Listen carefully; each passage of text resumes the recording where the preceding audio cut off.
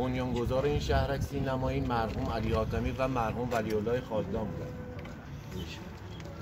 سریال حضرت یوسف و مختارنامه، این دو تا سریالی هم که اسم بردن به هیچ عنوان تو شهرک کار نشد، به خاطر حجم بالای کار بیرون شهرک کار کردن.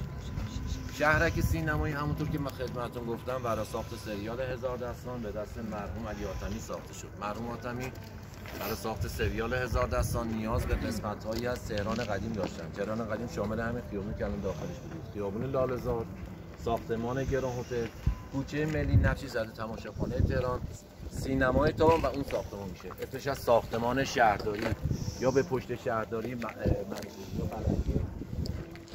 دکورهایی هم که الان در داخل دکور همه به صورت غیر واقعی ساخته شدن، ماکت واقعی نیستن. جنسشون از مثل گشت، چوب، واگیز و یونانیته که با گشت طرحهای سنگ و آجر رو در آوردن. تنها مجموعه هایی که واقعیه و قابل استفاده است یکی ساختمان گران هتل طبقه همکت سینما تابان و این ساختمان اسمش از ساختمان موزیکال. ساختمان گران هتل در گذشته اولین جایی بود که اتباع خارجی وارد تهران می‌شدن برای استراحت داخل ساختمان گران هتل می‌رفتن و هنرمندان داخل ساختمان مراسم برگزار می‌کردند. جزء اولین هتل‌های تهران محسوب می‌شد. طبقه همکف سینما تابان مقابل استفاده است. سینما تابان هنوزم که هنوز نقش خیابان لاله‌زار هست. سینما تابان اولین فیلم ناطق ایرانی صدا داد که داخلش فیلم پخش شد، اسمش بود دختر لور.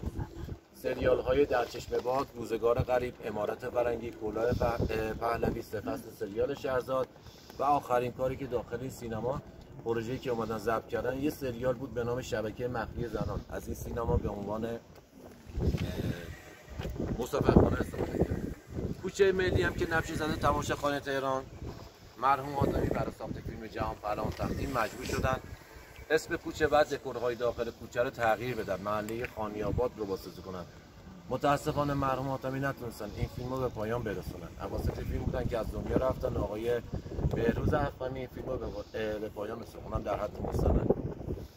بعد از سریال هزار دستان، شهرک سینمایی به خاطر موقعیت جغرافیایی که داشت دور از شهر بود، کسی مزاحم کار پروژه‌های فیلمسازی نمی‌شد. اینجا رو مناسب کارشون دونستن. مجموعه شهر اورشلیم رو ساختن برای ساخت سریال حضرت مریم، شهر کوفه رو ساختن برای ساخت سریال امام علی، شهر سامان رو ساختن برای ساخت سریال کلاه پهلوی، شهر آشوب رو ساختن برای ساخت سریال نردبان بر آسمان، میدون بهارستان رو ساختن.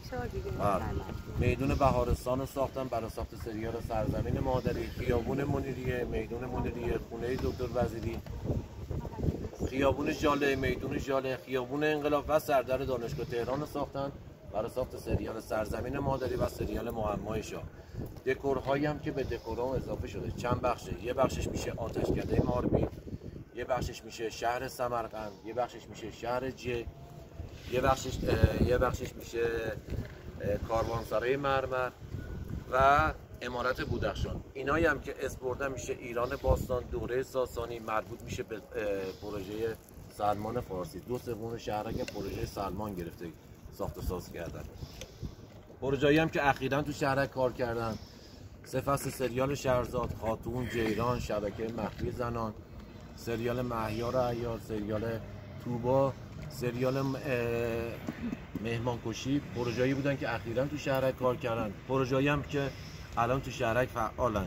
یه پروژه داریم به نام دو نیمه ما و یه سریال داریم به نام حضرت اجل، پلتفرم نمایشخانگیه و سریال سلمان فارسی. پروژه‌ای هستن که الان تو شهرک دارن کار میکنن و پروژه کارگاه علوی الان بچه‌ها تو پیش تولیدن، فصل 2 شو دارن میسازن، الان تو ساخت و سازن، تعمیرات هستن.